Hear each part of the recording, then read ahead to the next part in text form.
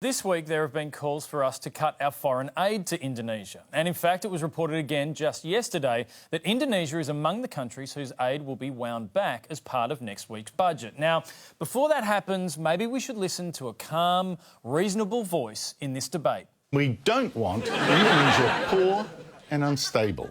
We don't want them to cut the aid that tackles poverty, fights corruption, steers young Indonesians away from radical madrasas. Now, I know a lot of you are going to have trouble agreeing with this bleeding heart, just another left-wing pinko on their ABC.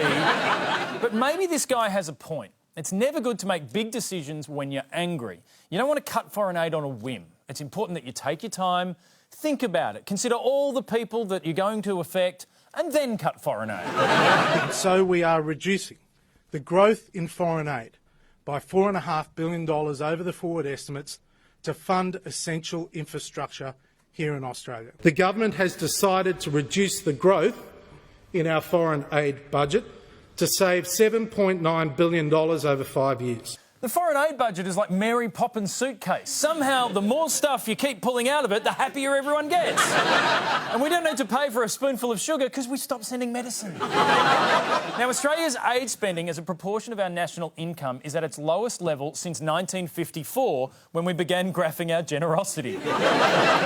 And while the last budget under Labor did include a small rise in aid spending, it also diverted hundreds of millions of dollars to pay for asylum seeker processing under the banner of foreign aid. That made Australia the third biggest recipient of its own foreign aid. A present for me, from me, I shouldn't have. No, really, I probably shouldn't have. Now, the reason cutting aid is so easy is because the people it directly affects don't have a voice. It's not like a Sudanese kid whose school has just been closed down can call Alan Jones to whinge about it. Yeah, I've got a caller now. Zamir, yeah? Zamir, do you have a problem with coal seam gas miners coming to your farm?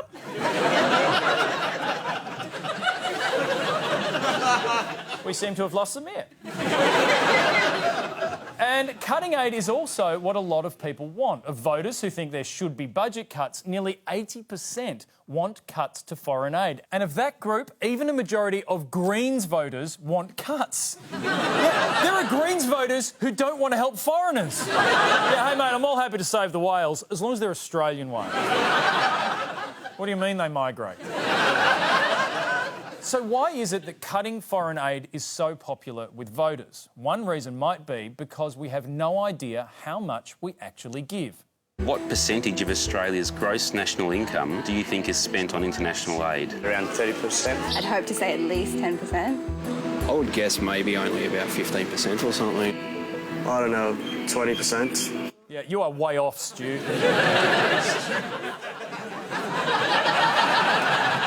The truth is, with the latest cuts, we will give 0.22% of our national income in foreign aid. 0.22%. That's so close to zero, you could double it, round it off to the nearest whole number, and it would still be zero. That's the pie chart, people, of how much we give. There's not even enough of a piece to be a piece of pie. It looks like someone started cutting some pie and then decided at that moment to go on a diet. And what we gave was whatever was stuck to the knife after we made the cut.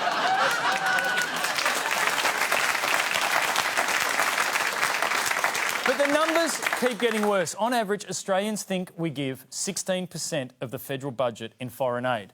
That is a huge overestimation. But the craziest stat of all is that we say we should reduce our foreign aid spending to 12% of the budget. That's 10 times more than we actually spend. Like, if we gave away the amount of money we think we should, then Papua New Guinea would look like the French Riviera. We are so confused about foreign aid, we think we give away far more than we actually give, and we want to drastically cut that amount down to far more than we actually give. But at least we can all agree on why we want to cut our aid budget. You've got to look at your own budget before you start spending out. I wouldn't want to spend too much of our money on it because there is a lot of other things that I think Australia need to spend their money on. I simply believe this, like many other Australians, that we look at our own, that we take care of our own backyard first. That fresh-talking Tasmanian is right. Australians do love to look after their own backyard. That's why we've had Burke's Backyard, Gardening Australia, Better Homes and Gardens, House Rules and Backyard Blitz. But in our obsession with our own patch of land, we've forgotten another Aussie classic.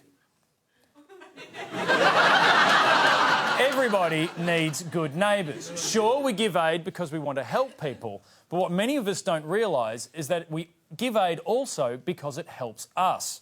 We fund schools in Indonesia partly because we think children deserve an education, but also to ensure that young Indonesians don't become radicalised and bomb us. We're funding treatment in PNG partly because we want to help out our nearest neighbours, but also because we're genuinely worried that TB and other diseases could come from there to here. And for a measly amount of money, we can make sure that we don't get all measly.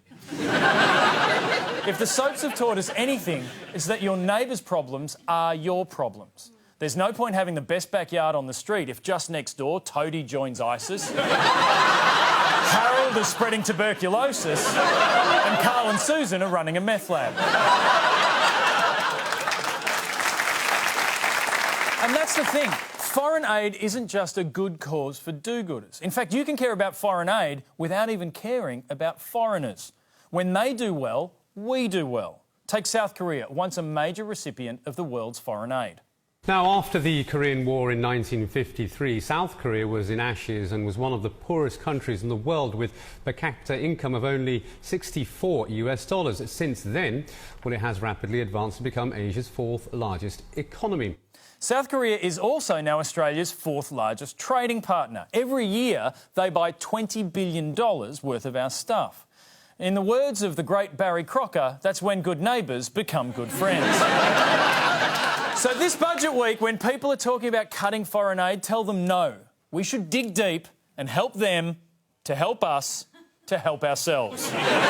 Because helping ourselves is what foreign aid is all about.